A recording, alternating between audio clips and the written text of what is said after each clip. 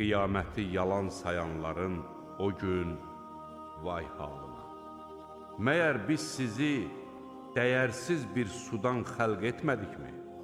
Biz onu etibarlı bir yerdə yerləşdirmədikmi? Məlum bir vaxta kimi.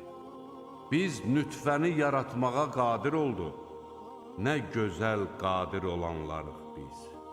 Qiyaməti yalan sayanların o gün vay halına.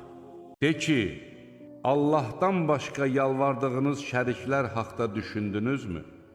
Bir mənə göstərin görüm, onlar yer üzündən nəyi yaradıblar? Yoxsa onların göylərin yaradılmasında şərikliyi var? Yaxud onlara bir kitab vermişik, onlar da ondakı dəlilə istinad edirlər. Xeyr, zalimlar bir-birinə ancaq yalan vəd verirlər.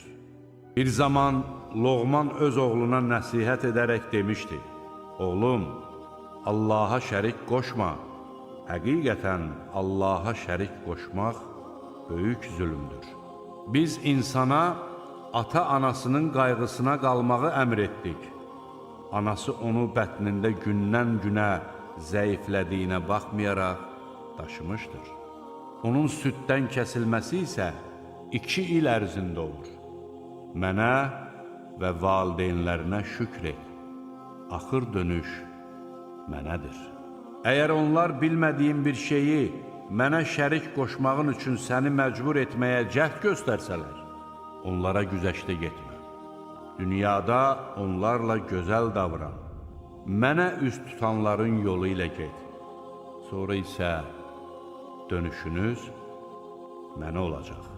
Mən də nə etdikləriniz barədə sizə xəbər verəcəyəm. Həqiqətən bu, vahid bir din olaraq sizin dininizdir. Mən də sizin Rəbbinizəm. Elə isə məndən qorxun. Lakin onlar öz dinini aralarında parçalayıb firqələrə bölündülər. Hər firqə özündə olana sevinir. Möminlər möminləri qoyub kafirləri dost tutmasınlar. Bunu edən kimsə bilsin ki, Allah ilə onun heç bir əlaqəsi yoxdur. Ancaq onlardan gələn təhlükədən çəkinməklə ehtiyat etməyiniz istisnadır. Allah sizi özündən çəkindirir. Dönüş də ancaq Allahadır.